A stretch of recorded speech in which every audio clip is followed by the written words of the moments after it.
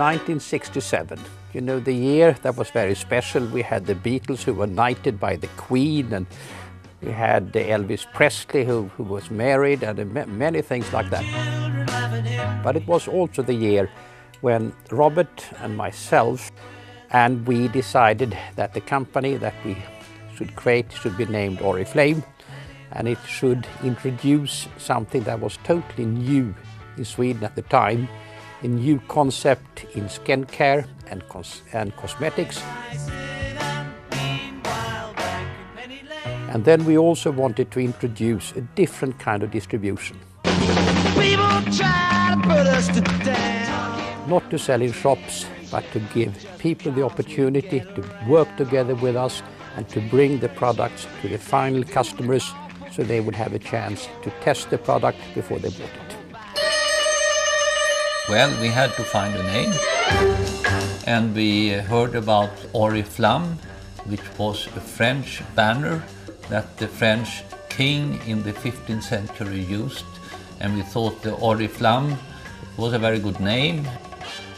We found a little office in the middle of Stockholm. It was just 2 rooms and we were only 3 people there.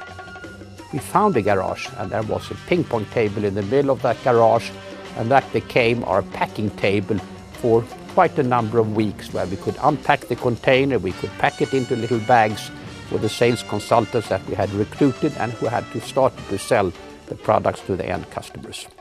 One small step for man, one giant leap for mankind.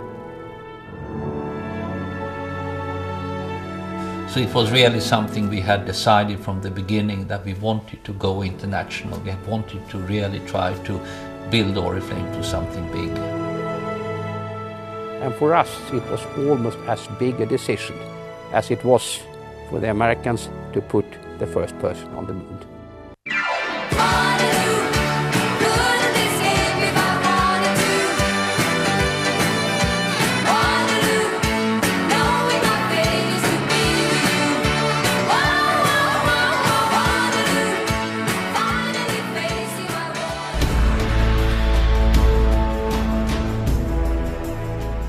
For Oriflame, it was really a totally new challenge that opened up, and it was very much thanks to Jonas' decision that he said, now I want to very quickly go into these new markets and to introduce Oriflame.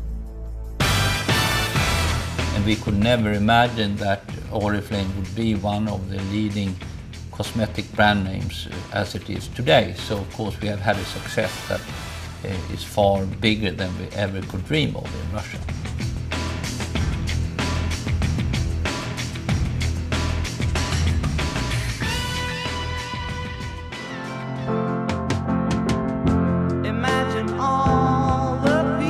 Now we do a lot of charity work in childhood, and also Oriflame has joint projects in Turkey, in India, in Indonesia, in Russia, in Poland, where we help thousands and thousands of children.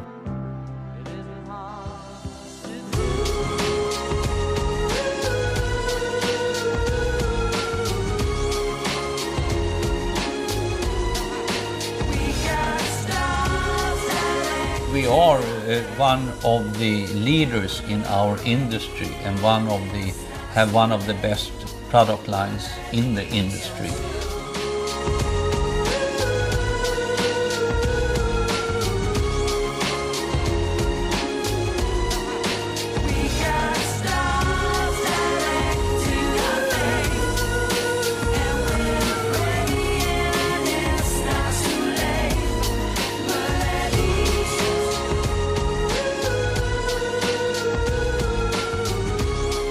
Now we are starting up in China, and we have great hopes for the Chinese market.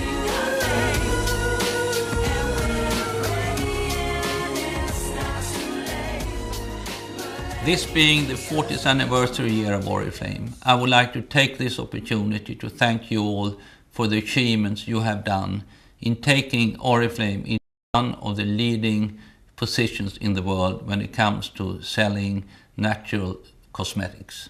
And all the people in the companies, all the directors out on the many markets, you have done a fantastic job in building Oriflame to something Jonas and I never could have dreamt about. And together with us, you should be very proud of what you have accomplished. And thank you very much for what you have done. And I can only thank you all for what you have brought. It has been such an incredible experience to work together with you and to see all what you have achieved. And I know you will continue to do extremely well. Thank you. You're simply the best.